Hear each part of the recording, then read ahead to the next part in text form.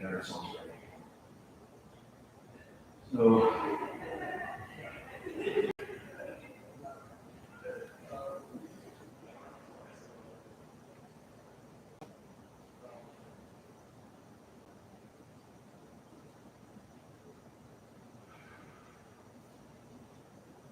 a few minutes to just breathe a little bit.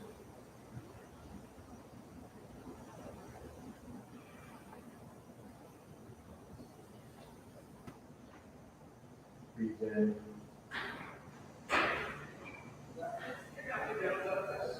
Breathe out. Breathe in. Breathe out.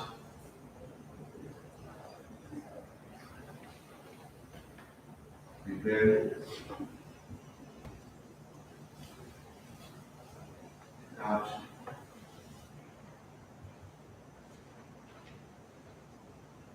Breathe in.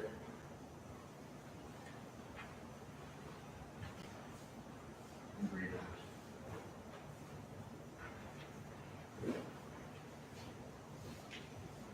Breathe in.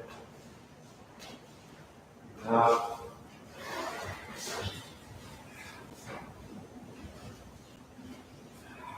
Our text for this morning comes from the Talmud, and it says, the rabbis taught, those who are humiliated by others, but who do not humiliate others, who listen to criticism without responding, do things out of love and have joy despite their sufferings. About them it is said, those who love the divine are like the sun in its full strength. Say that again. The rabbis taught, those who are humiliated by others, who do not humiliate others, who listen to criticism without responding, do things out of love and have joy despite their sufferings. About them it is said, those who love the divine are like the sun in its full strength.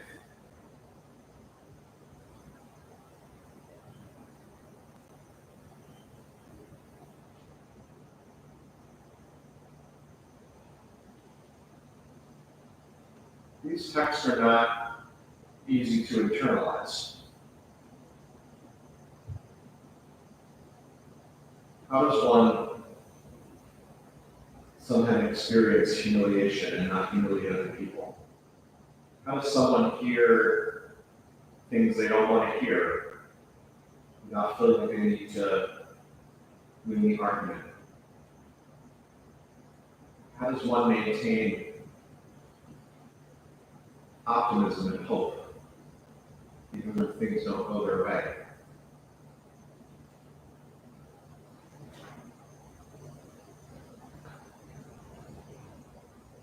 I don't think it's possible to go through life without experiencing that challenge at some point, often at many points.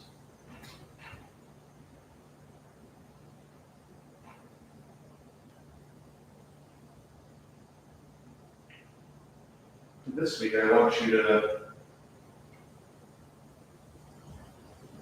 think about a way in which you're suffering right now.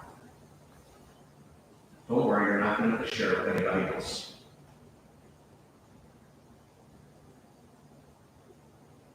But what's a part of you that feels suffering right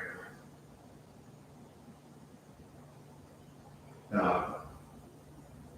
The world that we're living in, about something going on in your family or with your job or with your health or with something even more private and personal than any of those things.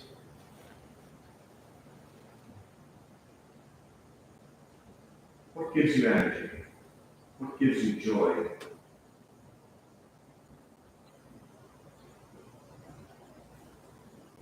Suffering is like a gas. I learned that from Viktor Frankl. Suffering is like a gas. And in science, a gas in an empty room will fill up all the space that it's given. And so when we're suffering, there isn't necessarily a way to escape it because we're stuck in the room of our lives with that suffering. But you also can minimize the space that you give it. So that room doesn't have to remain empty. You put some things in there and you give yourself opportunities. And then the suffering doesn't have as much room in your mind as it once did. It's still there, but you're not letting it take over the entire space. Finding joy in suffering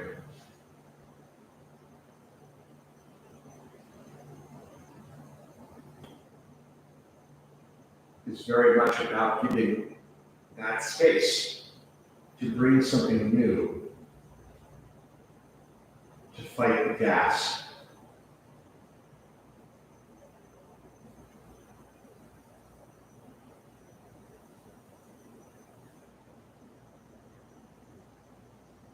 What I'd like everyone to do now is to sit with that question, sit with that piece of suffering, and think about the ways that you can bring something else into that space. Don't try to fight it. Don't try to get rid of it. That's not possible. Just try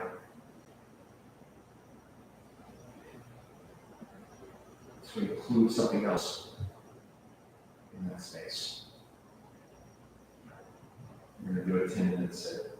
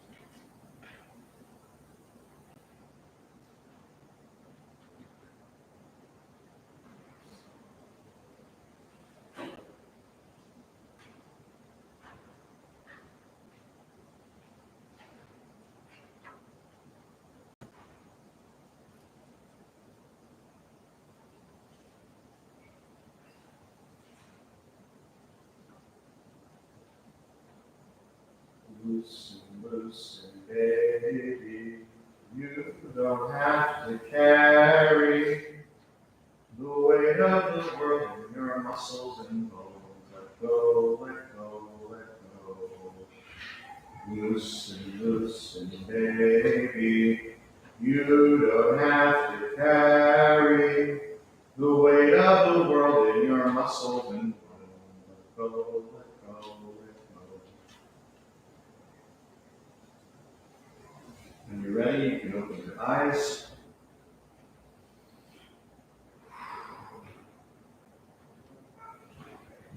There are a bunch more people here than when I closed my eyes about 10 minutes ago.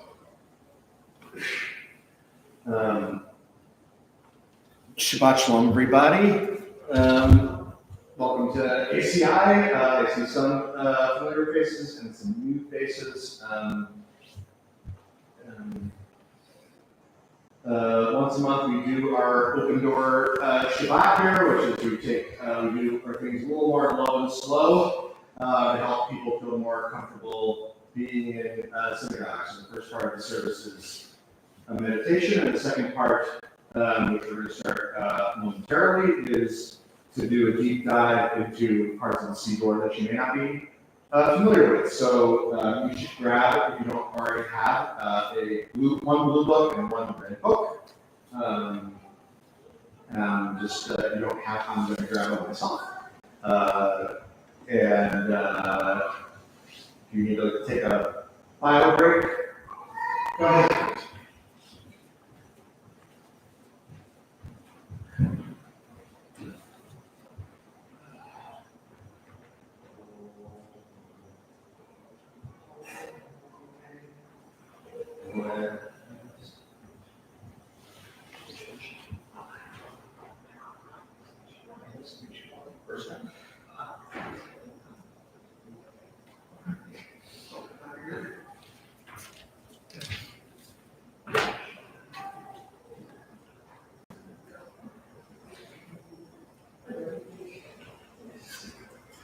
Okay.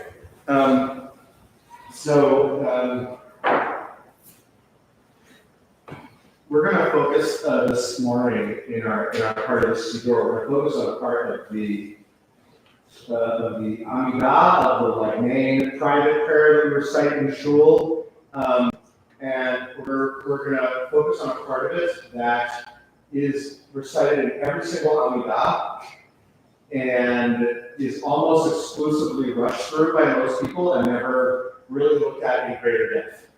And the beginnings of this passage in Hebrew begin with the word modim anachnu lach. Okay? Has anyone here ever heard someone say those words out loud in shul? If you've been in a synagogue somewhere, you've probably heard someone say it, but then it probably immediately goes into mumbling, and you probably have never looked at it really in any greater depth than that. And yet it's in every single Amidah. No matter what day of the year it is, if you're reciting the Amidah, you're saying this passage. So I want us to actually focus in on it a little bit this morning. Open your Siddurim to page 159.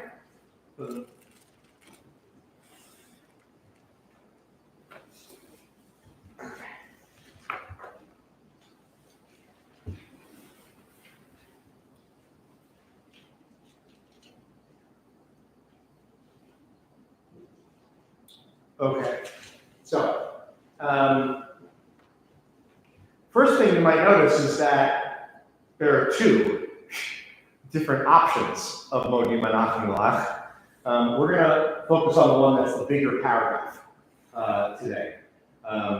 But can I have a volunteer maybe to read just the English on the left side of 159? We proclaim that you are Adonai. Can someone in English? Ken? No Hebrew, just English. Alex.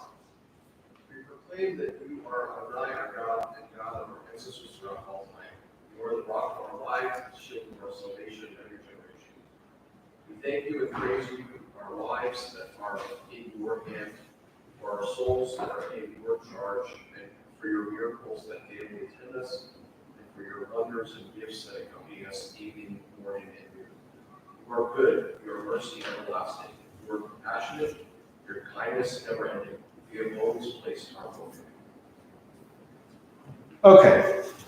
So, as often when we have open door Shabbat, one of the things I like to remind people is that most of these prayers, we know for certain, are written by human beings, right? So, this prayer was written by somebody. Why would a person write a prayer like this?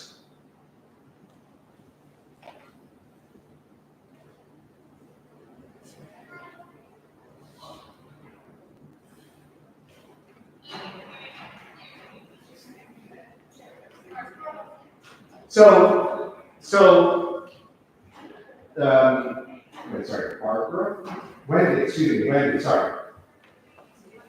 Okay, so Wendy said it's to give thanks, which I think is actually a very accurate answer. It certainly is a passage about giving thanks, but isn't every single prayer, in some sense, thanking God? Like, so it's not a bad answer, right? It's a very correct answer. But I'm curious, like, why exactly this passage versus all other passages?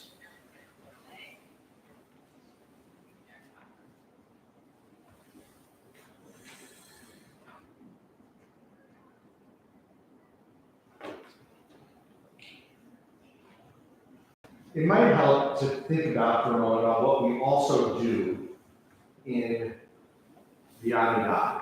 So,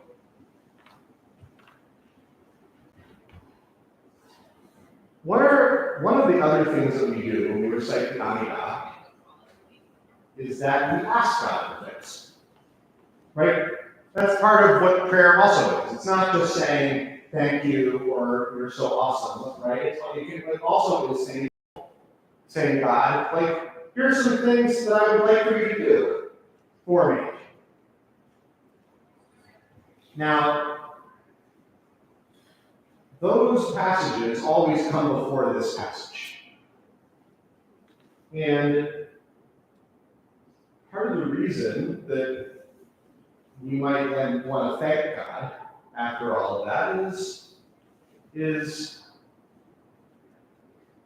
there's a problem that we have to deal with sort of in Judaism, which is this question of, if God doesn't give us what we want, do we stop thanking God? Why not? Okay, so one is no one ever gets everything they ask for, right? My children can give you a lot of requests for what they want for Hanukkah or their birthday, and they're not necessarily going to get everything on that list, right? What else? What are some other reasons we might not want to say, I praise God for this, and if I don't get this, I'm just not going to pray anymore. Deborah? Everything happens for a reason, Yeah, sometimes the reasons aren't entirely clear. Sometimes the ways that we get the blessings may not necessarily be, linear. It might not feel totally obvious either. Yes, Aaron.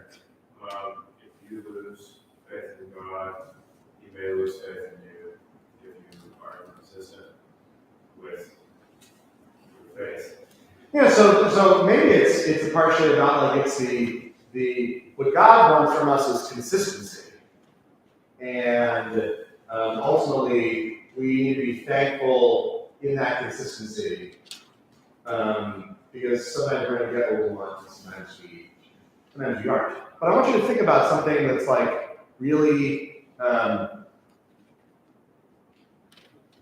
that's an easy thing to think about when you maybe talk about something that's minor in your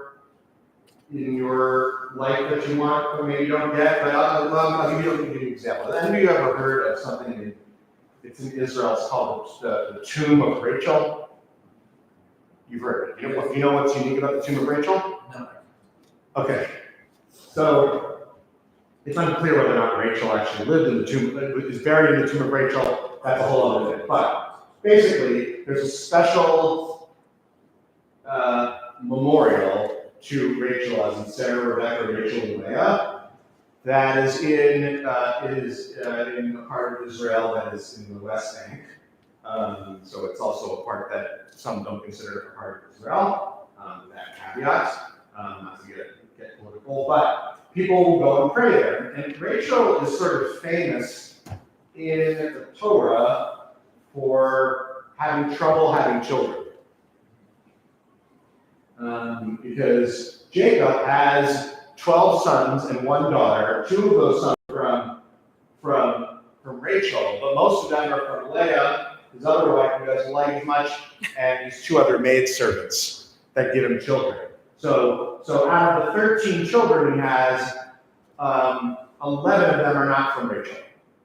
So it becomes customary for people who are having difficulty having children to go pray at Rachel's tomb. It's taken on now. Is that like a literal instruction that's said anywhere in the Torah? No, but it becomes custom. And I mention this because, if I were someone who was in that situation, right, I was having trouble having a child, and I was praying every day, I would probably be asking about it every single day. Right? It would be something that's very, very top of mind for me. And then if I don't get what I want, which in a sense is a very binary, this is not like, that's not, I'm using this example as painful as it is, because it's not a binary, it's a very binary, yes, I got what I want, no, I didn't get what I want. Either I'm having a child or I'm not. That is a little bit different than saying I want you to pray for wisdom. Right? Wisdom is very abstract. And so this is not a small problem, because a lot of the things that draw people into prayer tend to be very serious things. Things where you want someone who is sick to get better, or someone who wants to have a child to have a child, or for hostages that are still in prison to be released, to be like, there's no wiggle room in the yes or the no. So that section of all the things we ask God for in our prayers comes before Modim Anachu Lach. So knowing that, how does that impact what you think this passage is trying to have a function, like what its function is?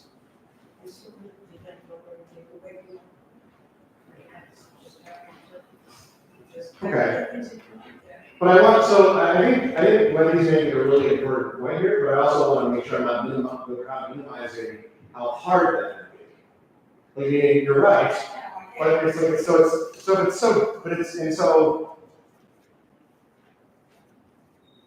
what are some things that what might be some roles that saying a prayer like this will fulfill, even when we feel like some of the things that we ask for may not actually come to be?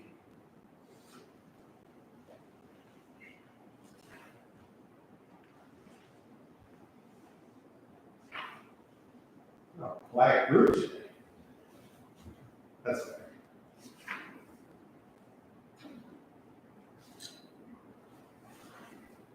Lou? Just general. The idea of prayer is not just always God answering our prayers, but also to think about the actions that we would take, right? The ingredients forward in our life, right? And even though we may not necessarily get what we want, there could be other benefits by you praying and then taking some type of action and then being able to kind of move forward in the life. So it's not always going to be a linear thing. Sometimes it takes you up here, down here, and then eventually move forward.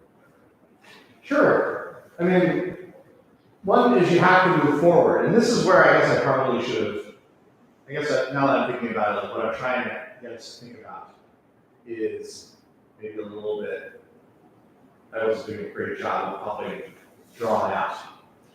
Okay. We have to move forward, but praying to God is at its core a singular activity. Yes, we like pray together in a group, but for the most part, when we're reciting these by ourselves, we're basically talking to God, quote unquote, one on one. But the key of this passage is that it is written that it begins with the word anachnu. Anyone know what the word anachnu means in Hebrew? We. Anachnu means we. Most of our prayers in Judaism are not written in the first person plural. They're either written in the second person, like Baruch Atah Adonai, like praise are you, God, I'm talking to you, God, wherever you might be, I'm talking to you, right? Or they're written in like the third person, where they're saying God does this, God does that. It's very seldom written in the first person, so there are some examples like Modeh Ani Lefanecha. I am the person who is waking up in this morning. Ani, right? But very seldom is it written in an anachnu form. And we are praising. So after you ask God for all the things that you want for yourself, it then transitions to a passage that is about what we are doing together. Now think about that passage and its meaning in light of that. Why go from what is the message that's trying to be sent from going from I'm going to talk to you about the things that I want, but I'm going to wrap up by transitioning to what we as people are all doing together. What are some reasons to transition from talking to God as one person versus saying what we are doing together? Well, it's not just it's more of a large group. Yes, so sure. There's a passage in Judaism which I think I've referenced many times here, which is the multitude of the people is the glory of the King, which is like the more the merrier. The more people that are here, the more people are there. So one of them is that the more people. But what else? And what else is talking about the community that we're in allow us to think about in the context of what I might be able to get from God or what I might not be able to get from God? Aaron, will you raise your hand? Yeah. I was going to say, speaking on behalf of people, or speaking for people, using the we for the first person, singular. Oh, say more about that. The first person, plural. It would be representing a group of people, or speaking on behalf of people to God. Yeah. Well, you're speaking on behalf of a group of people to God. And that's important because, one, it means that you're acknowledging that in that same community, whatever that might be, wherever it might be, there are a bunch of other people who are also asking God for things. Right? And I might not even have to know what those things are. Right? I suspect that in most synagogues around the world, even people who go to them every day, 3 times a day, at the end of the service, are not looking at their neighbor and being like, "Yo, what did you pray? What things did you ask God for today?" I don't really think that's not a very high likelihood thing that they're asking. What? Imperfect English, yes. You blow out the candle, what you wish for. Right, what did you wish for? Yeah, exactly. Like asking someone at a birthday party, what did you wish for? We blow out the candles. it isn't really good manners, so it's not, it wouldn't be something that most people do, but it's not that we aren't aware that someone else is also asking for something, right? I think that we're aware of it, but when we're in our own little mental bubble, our mental bubble is going to draw us, more towards that, than what other people might be praying for. So one thing we do, like expanding to Modim Anachim Lach, is recognizing that everyone's got something that they're praying for today. That's also a reminder about why God can't always grant us what we want, because why? Yeah, God's a little busy. There's a lot of requests. There's a lot of requests. Yeah, Doug? I was just gonna say that it's also like an acknowledgement that there's an essential gratitude that we all share, that's not dependent on whether we're granted a particular thing or not. Sure. There's a gratitude at the heart of the act of praying that should, and this is a little what Lou was saying a few minutes ago, that sort of supersedes any desire for an individual request. But let's use the example that I mentioned. Yes, ma'am. If God is omnipotent and omniscient, how would he be to visit? Yeah, I mean, I think that what I would say is that, look, one of the reasons that I remain very stable in my faith that there is a God is just my smallness as one person in the grand scheme of this entire what? That's great, yeah. And so I think that it's important to remember that God has to serve all of that and not just me. Yeah. So how God decides what is something that God is going to grant versus not is unfortunately something I don't have access to. Well, I mean, too busy was probably too flippant of a response for me, meaning, but it's just unfortunately that one of the realities of being a human being is, I think I may have talked about this last month, that there's a passage that we don't really say in prayer anymore, but it's in older texts about how we praise God for the creation of evil. And, unfortunately, as human beings, unless we have a concept of the opposite of what we want, then it's a little hard to pray for then what we want. You can't pray for peace if you don't have some concept of non-peace.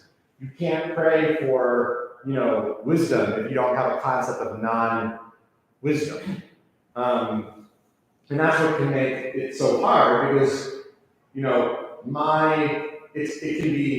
it can be really painful as an individual person to be representative of that opposite of what we would want or what we would pray for. We're all down together by it. I think that to me is where I don't know, where I just don't feel like I have good access to how God's going to decide. We all know that sometimes something we feel good happens, and then it leads to something that's most unfortunate. We can't see that. So if you want to say God is all-knowing and all-wise, maybe sometimes a prayer isn't granted because although initially granting it seemed very good, apparently that some sequence of events after that is something that God would want to prevent, if you believe in God. Yeah.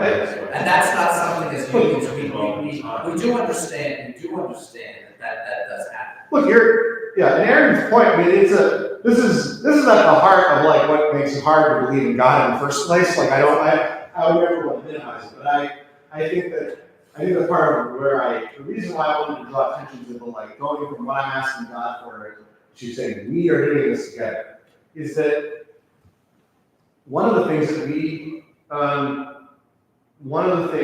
that we need to remember is that for most human struggles, we can get some version of what we want through others, through community. And so we sometimes I look at this prayer as like almost a reminder that I don't always need to jump from this is what me, myself, and I want, fix my problem for me, God. I actually have a lot of other people around me who might be able to help me too. Don't give up on that. In my non-ACI day job, one of the sadder moments that I get almost every time that I speak somewhere about organ donation is someone usually comes up to me and they tell me that they have someone who needs an organ right now that they know.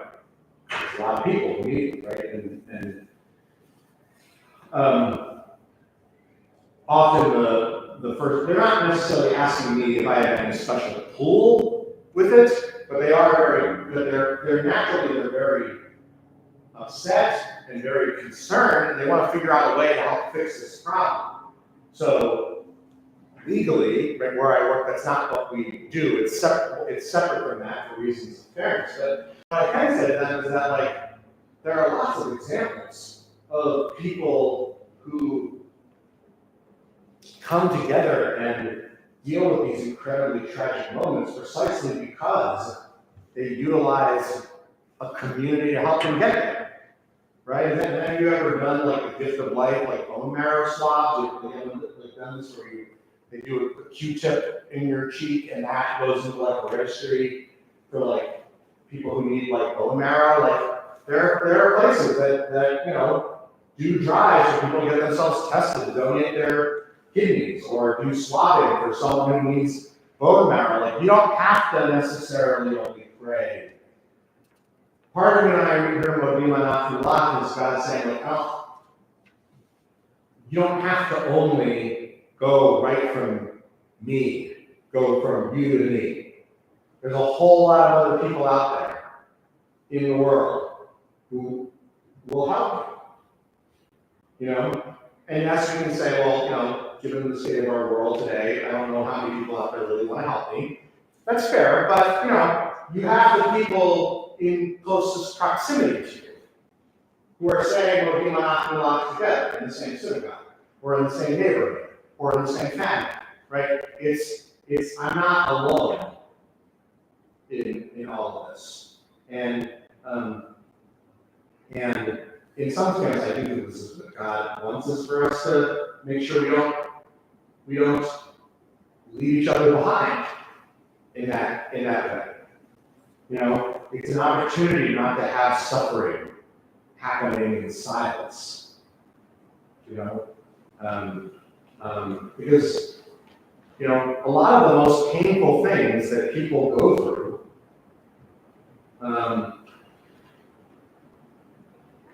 are often things that they don't want to tell anyone else about, right? Serious medical issues, serious issues of abuse, serious issues of addiction, or mental health issues. We know that the statistics show that a lot of these things people will never tell anybody else about. So what can it say when you say, I am not by myself in this. There are other people around me that I am also blessed trying to get what I seek. And and if I get it, I am free to believe that it comes from God, but I also can recognize that God created human beings who have kindness and charity and compassion, who helped me get there. And so this prayer is literally in every single Amidah recite, but it's, as I said, it is one of those ones that we mumble through with great speed, and probably doesn't get looked at a lot. But that subtle, difference of like, here's what I want, here's what we're doing together, in some sense can make all the difference. Sometimes we make all the difference. Okay, it is 11 o'clock. We're going to dive into our Torah reading for today. In a moment, I want to give people a 3 to 5 minute bio break since some of you have been sitting or meditating for a while. And we're going to start to say hello to the little people in our Talk Shabbat. Make sure you have a blue book and a red book if you don't recognize the face. Be sure to say hello. And then we're going to dive into our portion. Woo.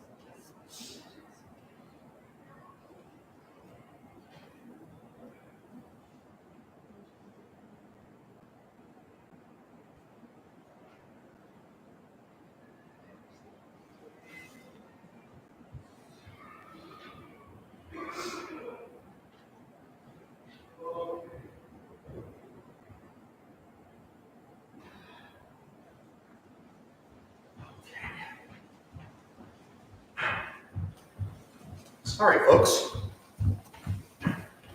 There are so many rule people down there today, and all of our various you are not here today. So, you're reading on the LDO this morning, right? Yes? Okay, cool. So, this morning, we got the 10 Commandments.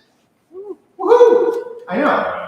You're not reading the 10 Commandments. I'm saying that is a part of the Torah portion that we were reading this morning. So, we're going to read 3 LDOs this morning. And then we're going to do a deeper dive into the Torah study together. So, are there any volunteers this morning to have an aliyah before the Torah?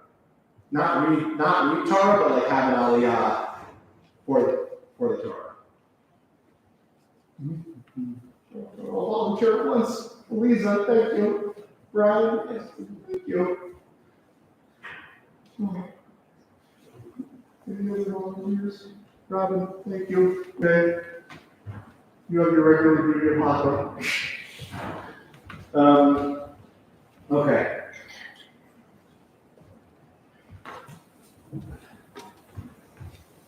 It's that feeling of being like a teacher calling on you in class when you don't want to be called on.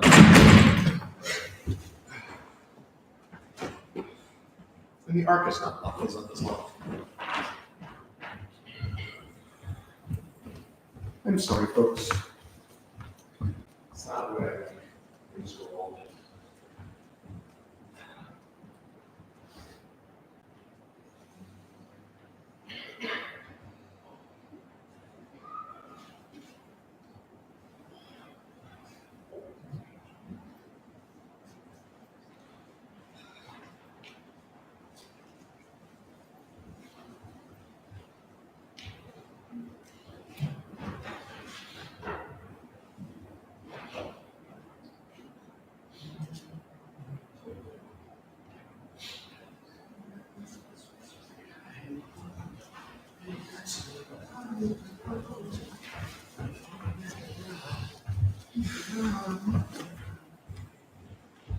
Okay.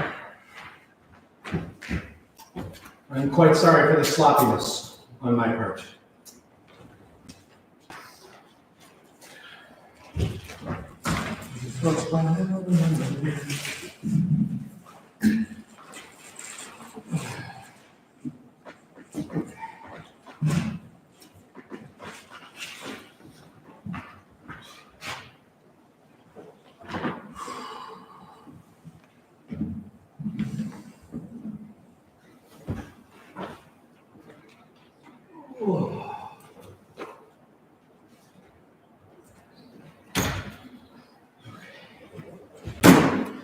Elisa, come on up since you volunteered yourself so kindly for the first aliyah. V'yazor begim yoshalach simbo v'nomar amen. Akol budo hinenu kavod lak Torah ta'amod. Elisa, bat. Velvo ve'ilana la'aliyah harishona v'rosh natan Torah le'mo Yisrael b'kedushato. Yatem ha'begim b'nai Elohechem I'm bogem ayom. We are on page 433.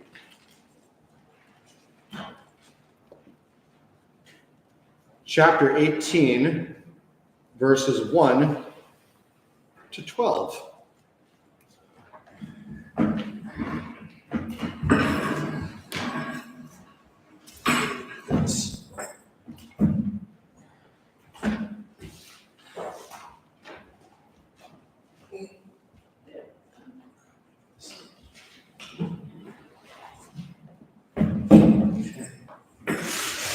What? Yes, ma'am. Okay.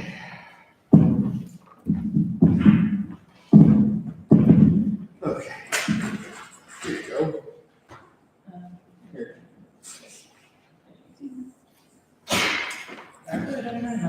Baruch Adonai Baruch Le'olam Va'ed.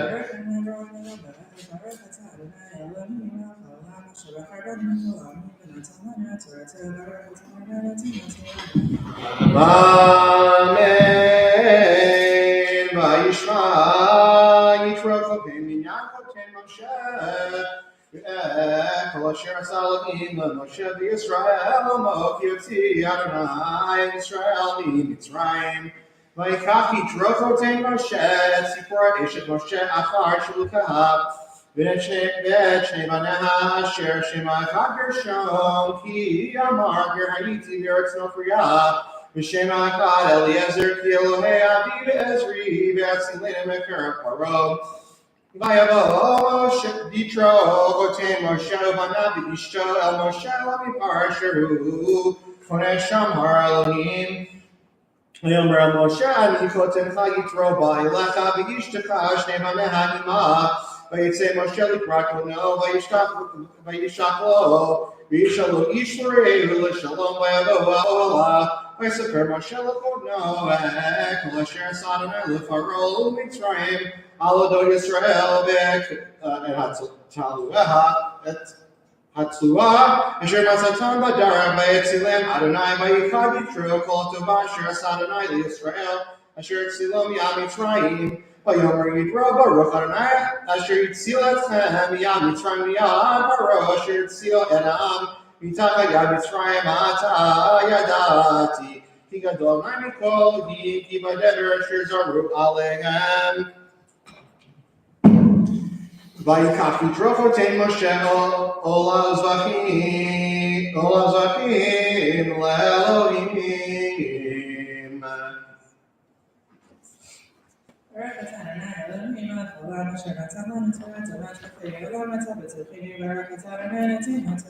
Amen. יישר כוחך. No, it's okay. You can go now. Oh, yes, please. Brian Isaacson. Second Aliyah.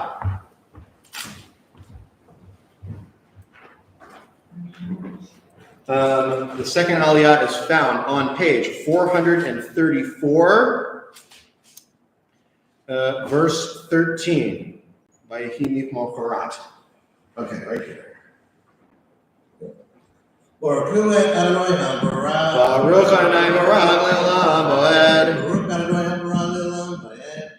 Baruch Atah Adonai Eloheinu melech haolam asher b'aka banu mikol ha'amim v'natan lanu et Toratav. Baruch Atah Adonai noten haTorah. Amen. Amen. Vayihimi Mochara, Vayishev Moshe, Lishvot el ha'am, Vayamod ha'am Moshe, min ha'bakar, min ha'erev, Vayarchoten Moshe, kol asheru, Asalam, Vayomer ma'adavar hazeh asher atah, Asalam, adu, atah yoshev levadecha, kol ha'am, Nitzav elecha min ha'bakar, ad erev, Vayomer Moshe l'chodno, ki yavo Eliam lidrosh Elohim, ki elahem davar ba'elai, ushfateki ben ish uben re'ehu v'odien yekukei Elohim et Torotav, Vayomer chotei Moshe elav, lo tov ha'davar asher asam naval תבוא כי גם אתה, גם העם הזה, אשר ימך כי כבד ממך הדבר, לכל תוכה עשהו לבדך אתה, שמע בקולי, את עצך, ויהי אלוהים עמך, היה אתה לעם מול האלוהים, בבית אתה את הדברים האלוהים. הזהרת אתכם את החוקים ואת התורה והודעת להם את הדרך וילכו בה את מעשה אשר יעשו ואתה תכזה מכל העם אנשי חיל ירא אלוהים אנשי אמת שונאי בצע ושמת עליהם שרי אלוקים ושרי מאות ושרי 50 ושרי עשרות. Well, sorry, did I say something wrong? No.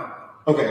שרי עשרה ושבתו את העם כי עת והיה כל הדבר הדוב יביאו אליך וכל הדבר קטון ישבתו הם והקל מאליך ונשאו אותך אם את הדבר הזה תעשה בצבאך אלוהים ויוחד עמד וכל העם הזה על מקומו יבוא בשלום. Baruch Atah Adonai Eloheinu melech haolam Asher natan lanu Torat emet, v'chayei olam nata b'tokenu, Baruch atah Adonai Eloheinu haTorah. Amen. Dr. Koach. Aaron, how much of you do the blessings and read Torah? Is that okay? Great. Oh, wait.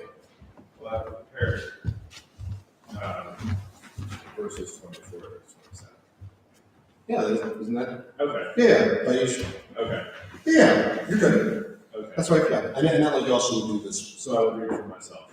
Yeah, you read for yourself. Sounds I'm good. going to read your name now. Yamod, Aaron ben Yitzchak, Lalia Hashlishit. So you kiss there. Only thing you don't do is the Amen. That's the only difference. Yeah. Page 35, verse 24. Baruch Adonai HaBarach. Baruch Adonai Barach Le'olam Bo'ed. Baruch Adonai Barach Le'olam Bo'ed. Baruch atah Adonai Eloheinu melech haolam asher nechemanu mikol ha'amim v'natan lanu et Torto. Baruch atah Adonai Eloheinu haTorah. Amen.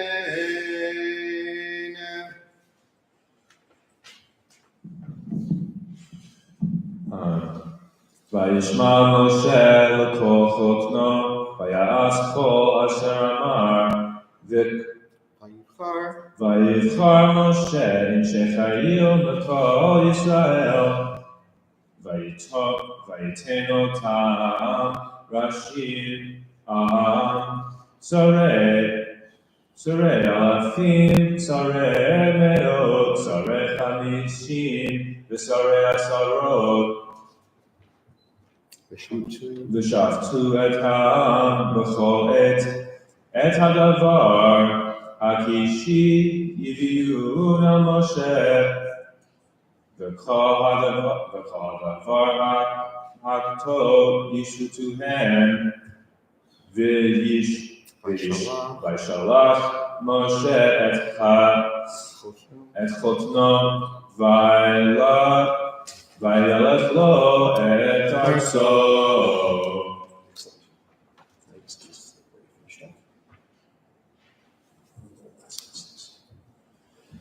ברוך אתה אדוני אלוהינו מלך העולם אשר נתן לנו תורת האמת וחיי עולם נתן בתוכנו. ברוך אתה אדוני נותן התורה. Amen. Oh, there you go. Thank you for that. Great job. We're now going to recite Misha Berach Lachalim, a special prayer for those in need of healing. When I reach the pause, please add any names who might be in your thoughts. I'd like to just acknowledge again that Elaine Brichka, if you're watching, we're all hoping you keep recovering well. Many of you know who Elaine is, and if you don't, her name is on this Torah cover right here. So she's recovering at a rehabilitation center in Astoria. So when I reach the pause, please add any names of those who may be in your thoughts. Misha Berach Avotenu Abraham Yitzchak Yaakov Sarar Yikarach Avalayahu Yivarech Yirapeh HaCholim Shoshana Bat Toda Gary Lefkowitz Harold Lefkowitz Eric Blacksman Michael Stos Hesek Rufel Bat Dina Tzvi Hirsch Bar Esther Faith Braunschweig Deborah Ramirez Sherwin Lift Rachel Bat Eleonora Joe Tarlo Aaron Vajra Mindy Zerman Raina Rosendorf Kiamin Bat Asna Menachem Mendel Yonah Ben Bela Yaakov Shalom Ben Chaim Hedi Bat Evelyn Leonard Rosendorf Zalman Mordechai Aaron Ben Yehudit Adina Bat Kuta Harav Yaakov Ben Esther Dak Demshek Dina Bat Brian Tobin Bat Sarah Wendy Lou Fega Leah Bat Deborah Larry Appeliner Sarah Khana Bat Zissel Bido Beryl Ben Reb Chaim Halevi Shalom Ben Carol Shaul Ben Sarah Moshe Ben Tova Jill Sedin Sandy Lefkowitz Sevilla Leah Bat Rachel Malcolm Mungo Shlomo Ben Eleonora Zev Ben Moshe Zev Ben Bacha Ben Avram Esther Yehudit Bat Bella Rivka. Other names. Okay. Yes. Sheila Mary. Yes. Brian. Anyone else? V'kol ha'cholim hakadosh baruch hu yalei rachamim aleihem l'chzikam l'ra'apotam v'yishlach lehem me'era v'fuah shlema min hashamayim refuah nefesh refuah taguf Shabbat hina lizor for lavo Hashabbat alav zman karib v'nomar amen. We're now going to lift and dress the Torah. I realize, Robin, did you volunteer for an aliyah? And I didn't. But if you wouldn't mind dressing the Torah, as is often the case, I would appreciate it. Yamod, Hamagbiya, Tamod, Hagolelet. Please rise as the Sefer Torah is lifted and dressed.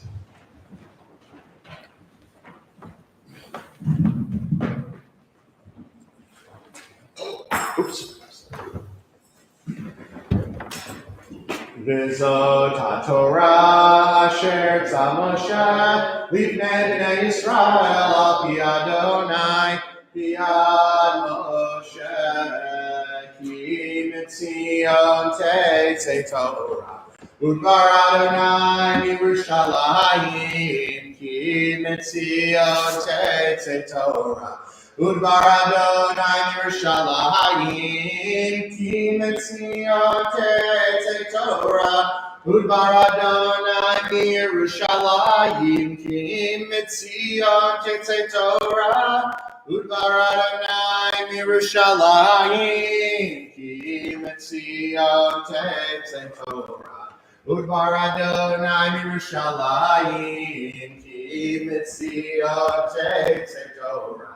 Udvar Adonai Yerushalayim ki mitzion tetzei Torah. Udvar Adonai Yerushalayim ki mitzion tetzei Torah. Udvar Adonai Yerushalayim. You may be seated. So we're going to dive a little bit into the Torah portion this morning. The part that Aaron and I read is not the part we're going to focus on today. With no offense to that part. It's actually the all-time best passage in the Torah about bureaucracy, if you were reading it closely. The phrase, many hands make light work, that's supposed to do, but you're going to kill yourself if you do this. You got to. Oh yes, delegate. we're just not focused on that for our Torah study. It's a good argument for a bureaucracy where people are assigned to do things.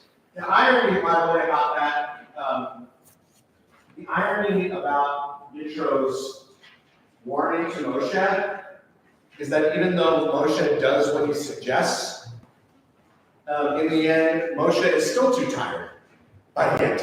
Like even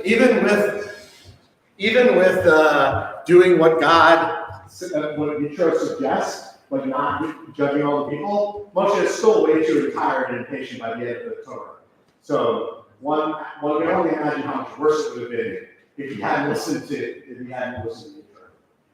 But obviously, what most of us associate this Torah portion with is with the giving of the Sefer HaDvarim, otherwise known as what we refer to as the 10 Commandments. And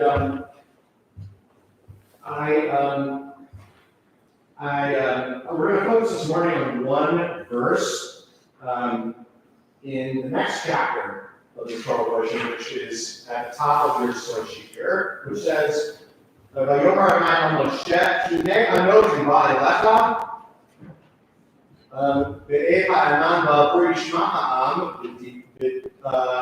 v'daburi imach, v'gam lecha yaminu le'olam ve'eged Moshe et divrei ha'am el Adonai." And God said to Moses, "I will come to you in a thick cloud, in order that the people may hear when I speak with you, and so trust you ever after." Then Moses reported the people's words to God. Okay. So,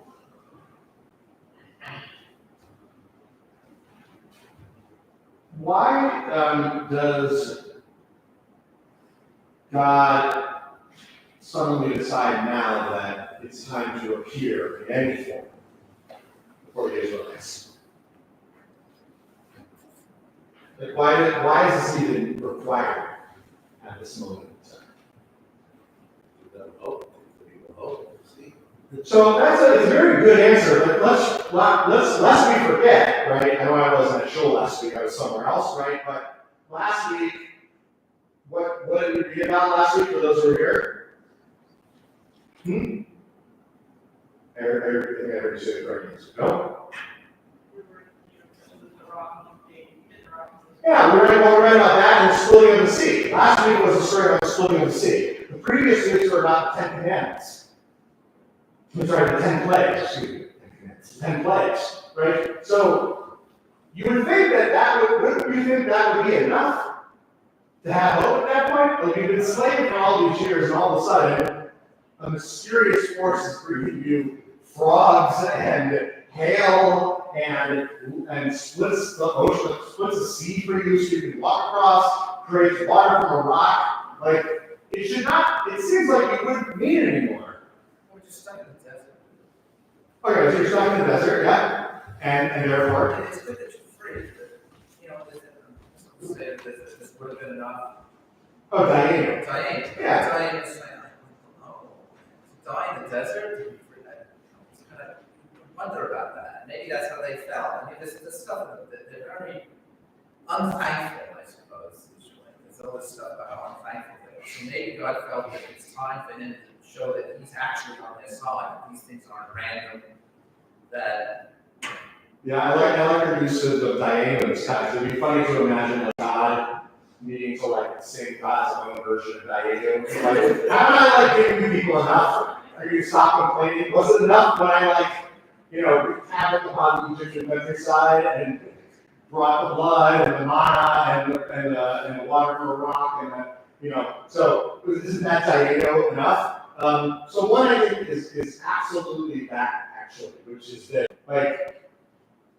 No matter how many times God reminds them one more time that God is on their side, they seem to forget very quickly. The water thing that Elisa mentioned, right?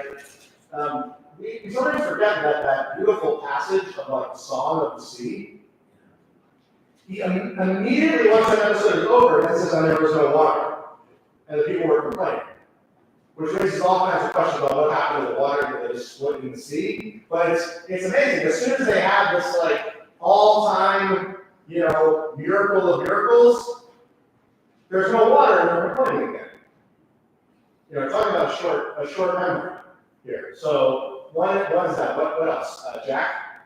So two things. One, it feels like God wants to give them some space between when they were free as slaves and trauma, like time of slavery, and entering the covenant willingly, entering the covenant, saying, I'm going to come to you now. We've created that space with Egypt, giving you your own kindness and tribe. Okay, so Once you want in, this is your chance. yeah, so one other reason is that it might be a way that this is setting up sort of the other side. At this point, God hasn't asked them anything. God has not commanded them to do anything. I'm sorry, I shouldn't say anything. God has commanded them to do some things, because we learn about the early Pesach and the counting of the months, but like the bulk of the mitzvot, we have not received yet. So you could argue like there needs to be a break between all the miracles happening, and then God transitioning to like, all right, I've done all of this for you. Now here's what I want to share. Would you also raise your hand, Elisa? But isn't there also like a generation, like there's a lot of time that's passed as well, they're not sure. That's it. I think there's a lot of generations that have passed that know who God is. Like we talked about this, I think, maybe like last month actually, like about what exactly happened in all that time between the Israelites arriving in Egypt and God suddenly remembering God's covenant. Did God forget? Did they forget? Like that's like a weird question that we aren't given a lot of access to. What about the thick cloud?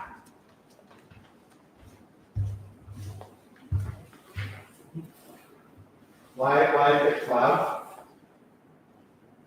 This is a little fun fact to impress your friends at the parties about the Bible. So God always, when God approaches humanity, gets close to humanity, it is almost always in the context of being around catastrophic weather, like bad weather. Thunder and lightning and rain and all those things. It's like people associated like really bad, dangerous weather with God being closer. So like the thick cloud is kind of like a version of this. So I want you now to look at this passage from Rashi. So Rashi says, the words of the people. He said to God, he being Moses, I have heard from them a reply to this statement, that their desire is to hear commandments from you and not from me. One who hears from the mouth of a messenger is not in the same position as one who hears directly from the mouth of the king himself. It is our wish to see the king. So, in this text, like what is Rashi driving at? That's why God decides to come closer here.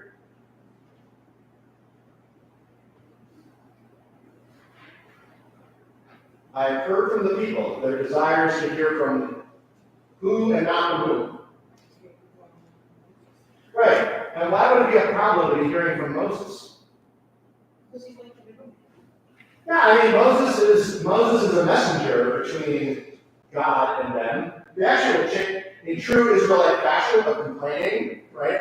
They won't change their mind later because not in the passage we read today, but like when God starts speaking, then they're like, oh, we changed our minds. This is like way too dangerous.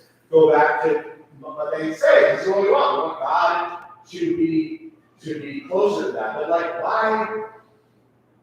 What would be the worst thing in the world if they thought it was Moses? This is not a small matter. What would be the danger of the thinking that it is Moses? All right. Yeah, they just left. They just left Egypt, where a human being is presenting himself as being almost godlike, right? What about the Pharaoh doesn't want people to know he has to go to the bathroom, right? So, last thing they want to do is leave Egypt and then just become subservient to another flesh and blood person. That's also not a great. That's not a great way to transition. They don't want to worship a person, but there's sort of a nagging little question here in this Rashi, which is one who hears from the mouth of a messenger is not the same. Who's the person who sent the messenger? Yeah, God sent the messenger. So, you get it? You get it. Let me guess.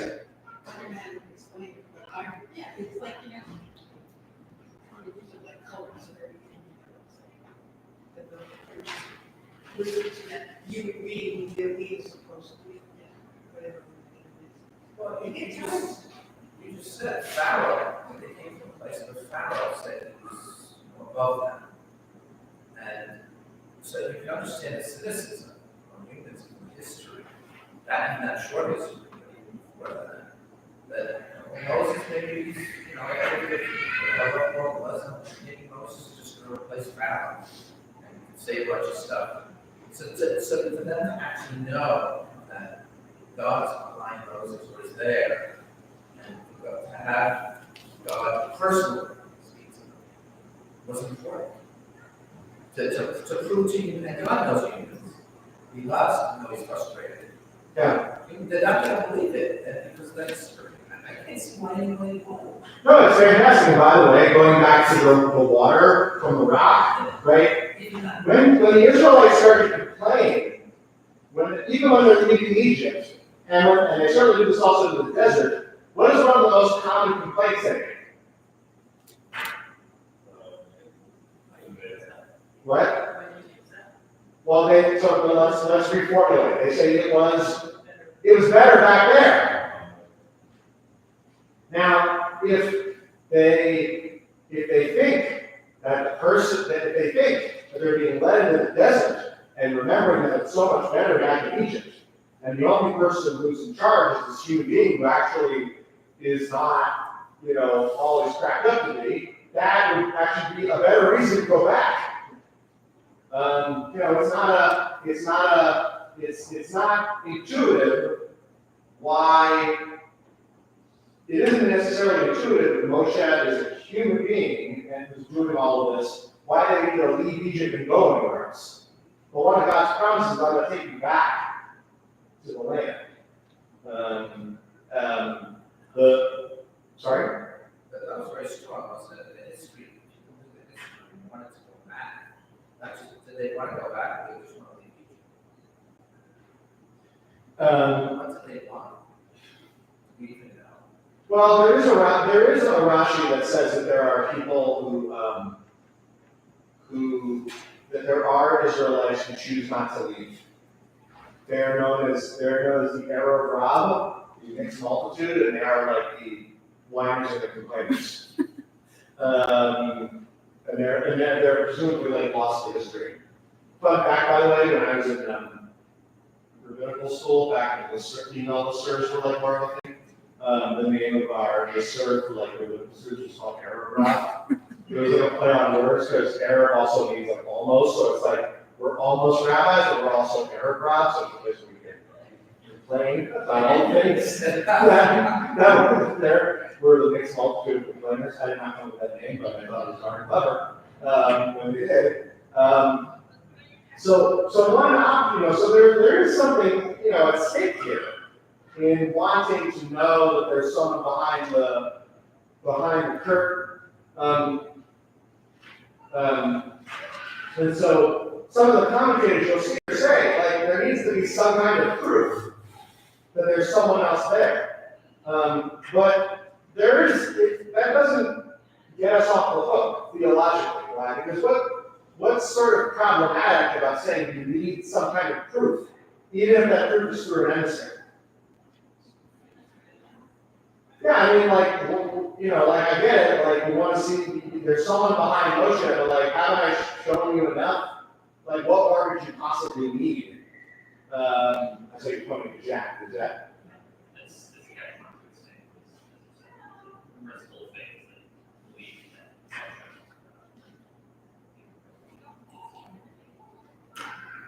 that. Exactly. And if you turn to the back page, you'll see that there are commentators who say, well, actually, they don't really need proof. This second one here, let's focus on that. It says, I believe that initially the Israelites believed that Moshe, a true servant of the Lord who enjoyed God's ear, that God would respond favorably to Moses' prayers, etc. They did not believe that God actually spoke to Moses. They believe the theories of the philosophers that it is impossible for God to speak with man and for man to remain alive. The same philosophers that that man can speak to God and that he listens to man and respond positively. Inasmuch as this is a widespread belief, you may say that the Israelites believed that Moses was a true servant, one to whose prayers God would respond and carry out wishes. They did not mean they also believed that God spoke to Moses. The suspicion still lurked in the back of their minds of the Israelites that God did not speak to Moses.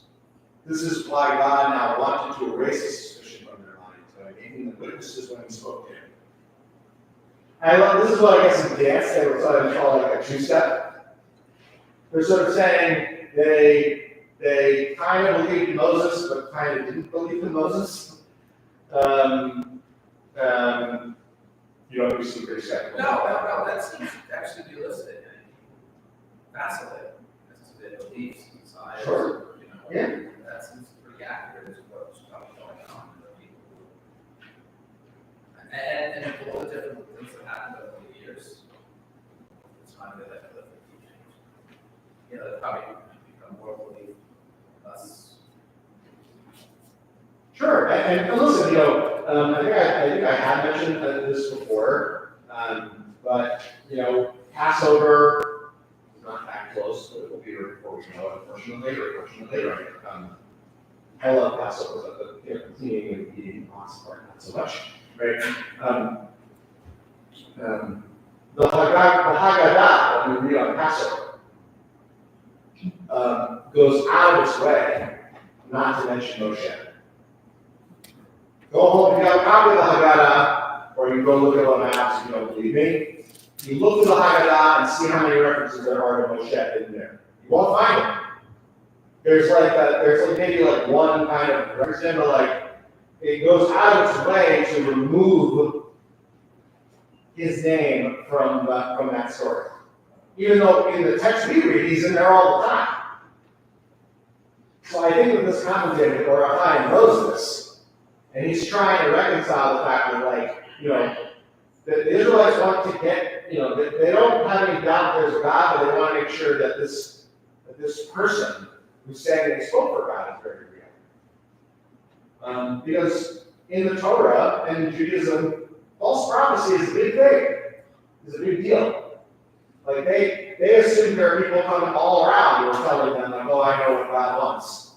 And then therefore, but there's nothing behind it. They don't necessarily mean that, doesn't necessarily mean they don't believe in God. They just don't necessarily believe in that person.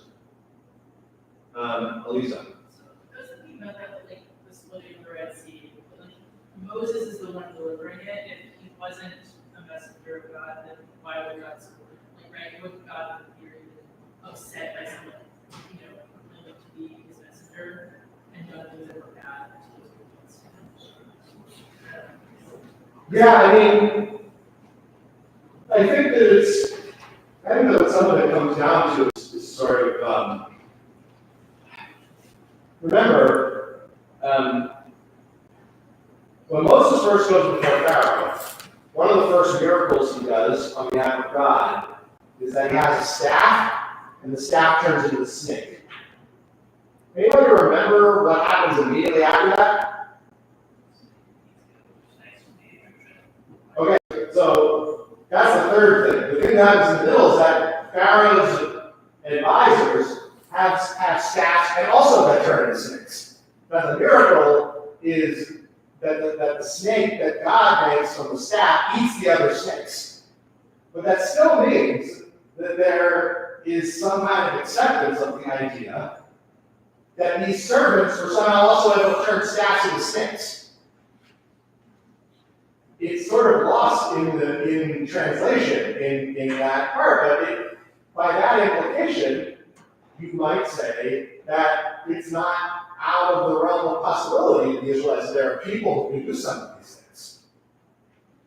You know, the odds seem to go down every time there's another plague. I mean, I don't like, you know, let's be clear, but at least if you think back to the first miracle of the staff of the snake and the staff, that there's at least some idea in their minds that like maybe people can do these things. So it's a big deal, and you know, I kind of share this because I think that the tension that what I feel when I read these sort of commentaries about this question is that although the rabbis are going out of their way to try and avoid saying this, I think that they're opening a window here for why it's okay to need proof or doubt that there's a God. You know, in the end, they want you to believe that there is a God. But in a weird way, I think they're sort of doing all these textual acrobatics to sort of say, like, you know, it still is kind of a lot to believe in. You know, like, even if there are all sorts of things happening that I don't understand, like the Twilight Zone variety, like things are just like happening, I don't understand all of this, like, it still feels like a leap to go from there to there. And I think in some sense, like, you know, they would never use the language that I'm using, but when I read what they're trying to get at, I think that what they're trying to get at is sort of, it's all right. It's all right that they needed proof. Like, it's all right. Because, again, we're the ones who then have to study this text. And so, as we said earlier, like, we're reading all these things, and it's like, when is it just enough? Like, enough already. Diana. Like, hasn't God shown them enough that they need to be shown one more time? It's like, well, yeah. You're with them? Yes, I think that's normal to say that okay, I've seen all these things happen. What's behind it? I don't really know. Is Moses just taking credit for it? I can go a whole cynical thing about the story and say, understand the Israelites down. Oh, sure. By the way, for biblical scholars who like look at these texts and try to slice them into different texts written by different authors, they will say that there are different versions of this that minimize the role of God and maximize the role of God. So what you're saying is very real, and I think. But I think that to me, I always find these things comforting because if the Israelites in Egypt have all of these miracles happen and they still need a reminder, how much more so should people who live in 2025, who are not the recipients of these things, need a reminder? And how much more reasonable is it for one to be a little more in doubt when they're not going to have access to those things? I like to remind people as much as I possibly can that doubting any of the stuff that you might say in the prayer, like read the Torah, is very reasonable. The mistake that's made is not trying to pretend that you're being unreasonable when you have these concerns. Yes, Louise, we're doing it. It made me think, I feel like at least there was some renaissance value in your tone of the question and just seeking to its value. It's like one of the first things that people accept, ask, and inquire, and understand it for ourselves versus just looking at the debate. Yeah. I read a book. I finished reading a book this past week about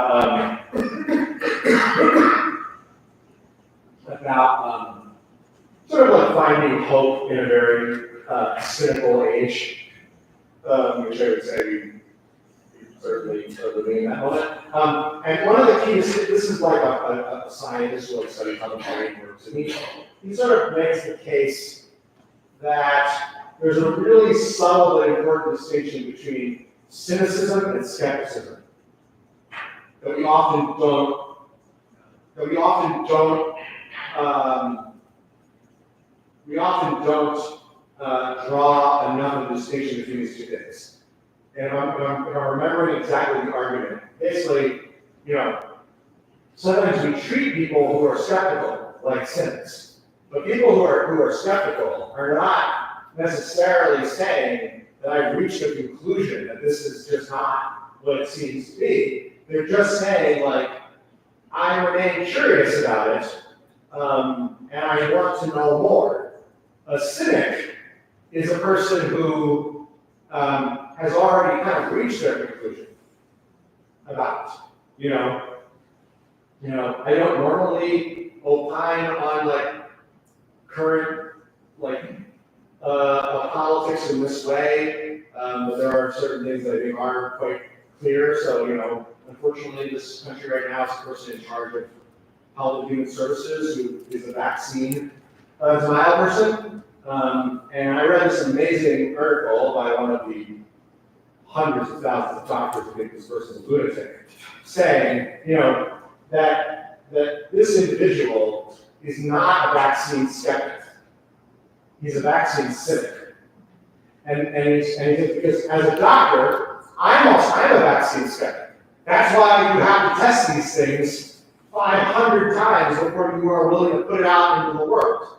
So skeptics, there's nothing wrong with being skeptical about it. You want to make sure that it works, right? That's skepticism. It's the curiosity of how do I know? Cynicism is throwing all of that work into the garbage disposal and still pretending that it's just not real.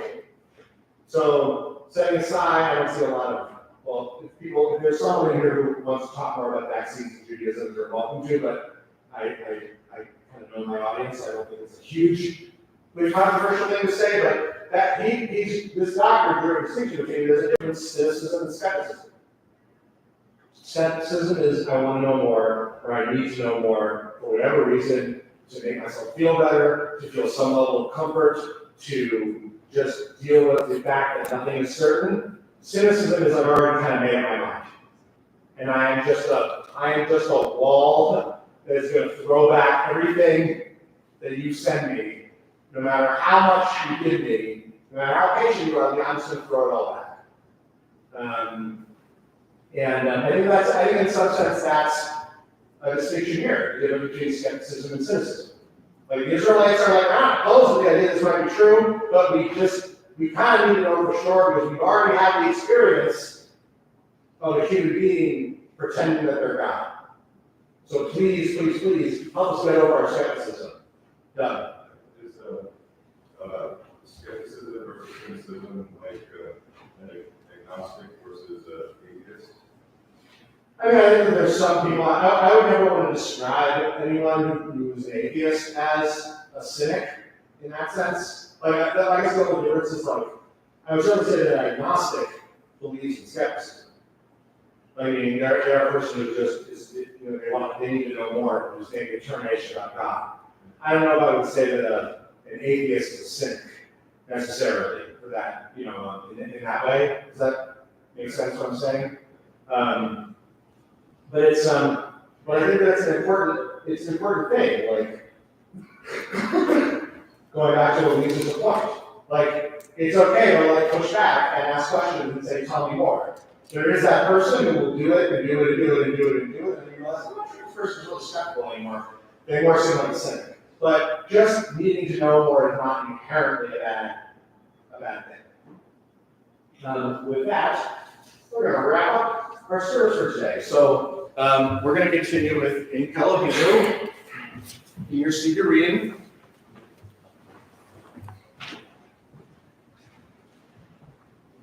Deborah, would you mind going to tell Taryn? I know she wants to come up for Kaddish. She pre-assigned you downstairs to come and get her. We continue with Ein Eloheinu on page 182. Ein Eloheinu, Ein Kadoneinu, Ein Kemalkeinu, Ein Kemoshienu, Mi Kadoneinu, Mi Kadoneinu, Mi Kemalkeinu, Mi Kemoshienu, Nodel Eloheinu, Nodel Adoneinu, Nodel Emalkeinu, Nodel Moshienu, Baruch Eloheinu, Baruch Adoneinu, Baruch Malkeinu, Baruch Moshienu, Atahu Eloheinu, Atahu Adoneinu, Atahu Malkeinu, Atahu Moshienu, Atahu Shehitiru, Aboteinu Lefanecha Et Ketoret Hasamim Et Eloheinu Et Kadoneinu Et Kemalkeinu Et Kemoshienu. We rise, page 183, for Hallelujah quietly.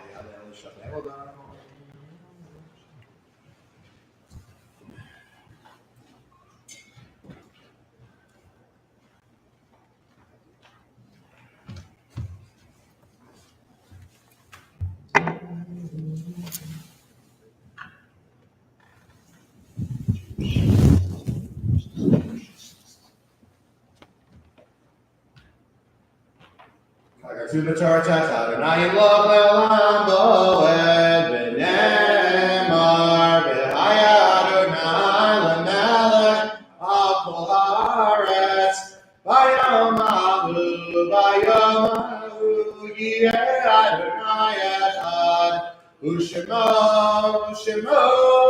Echad.